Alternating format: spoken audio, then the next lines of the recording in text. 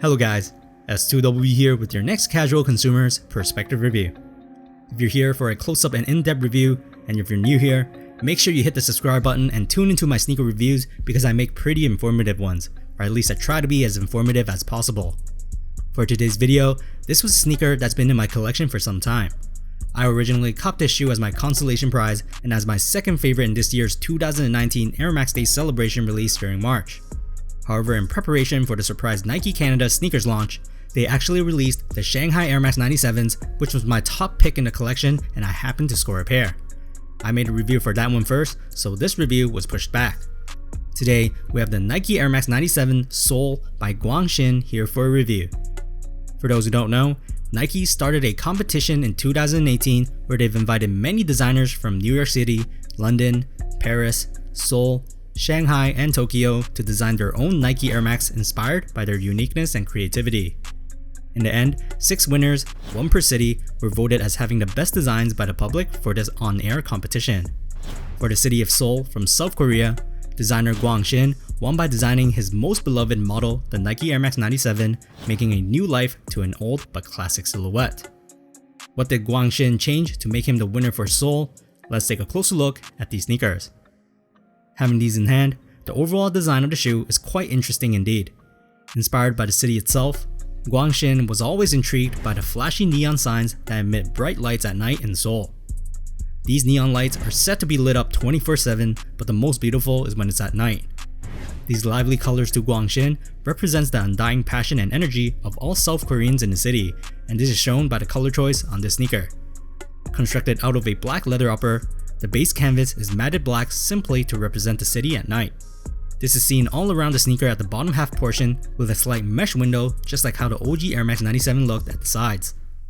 On the medial profile, a small red embroidered Nike swoosh completes the branding here on the mesh, whereas on the lateral, a large Nike swoosh plastic piece in translucent red is stitched onto the surface, snuck in with a 3M reflective sheet underneath ready for that reflective shine, while the top half portion of the shoe encompasses a silver textile underlay with 2 pieces of plastic overlays in translucent blue and red. Again, all these colors are carefully chosen by the designer to imitate the red, blue, and white lights emanating from the neon signs. Also, because of the specific materials he used, the plastic sheen of the red and blue overlays and the silver fabric underlay will all have a shimmering gloss that could be seen by the naked eye. To further accentuate the reflective look, the shoe itself has a few more 3M reflective spots as well that will shine brightly when light hits at it at the right angle. And this includes the 2 pieces of black leather strips right above the matte black leather and also the lace closure. Coincidentally, the red, blue, white, and black all match up with South Korea's flag as well, which is a nod to the country as a whole too. Speaking of the lace mechanism, it's the same as the OG Air Max 97 model, laced up with rope laces that are 3M speckled as well for this specific design. It also comes with metal lace tips with the Nike swoosh branding printed in red on one of them while blue on the other. This is all resting on top of the puffy padded tongue, which the surface is also made with a type of black textile with some reflective shine. At the top of this tongue, we will see the name of the city, Seoul, attached to the branding patch for the left shoe, while the Nike swoosh branding patch is on the right pair, accompanied by a tongue pull. At the back of the sneakers, a heel tab is seen stapled to the Air Max 97 model.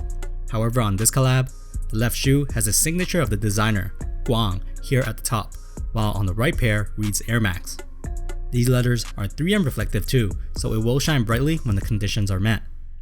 Inside the shoes, the wall lining is a simple textile with minimal padding, offering our ankles some support and comfort. Also, removable insoles are supplied and it seems like it's decorated with some nice graphics, with the Nike swoosh drawn on the left insole while the right has the city name Seoul. As for the midsole, the cushioning of this silhouette remains the same as the OG. It uses full-length air cushioning that can be seen throughout the large air bubble at the bottom. The outsole is also the same as the OG model, with the same traction patterns, but the hindfoot bubble swoosh branding is red on the left pair, while the right has a blue branding. Anyways, here are some Nike Air Max 97 Seoul by Gwang Shin fit footage. Sizing wise, I went with my true to size, or basically the same size I go for in Air Max 97s, and they fit the same to me. This model does fit a little narrow and for long wears might not be as comfortable for people with wide feet. Going up half a size is usually too long, so I usually stick it up with my true to size.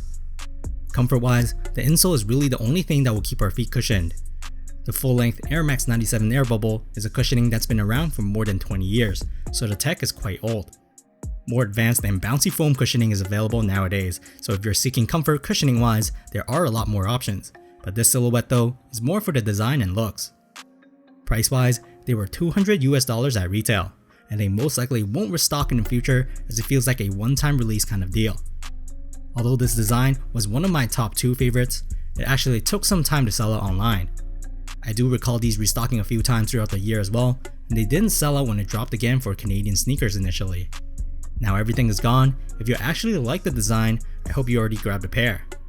Although resale is not that terrible if you missed out because all the hype went to the Shanghai pair, but to be fair, these are a pretty nice alternative if you took an L on that pair in my opinion.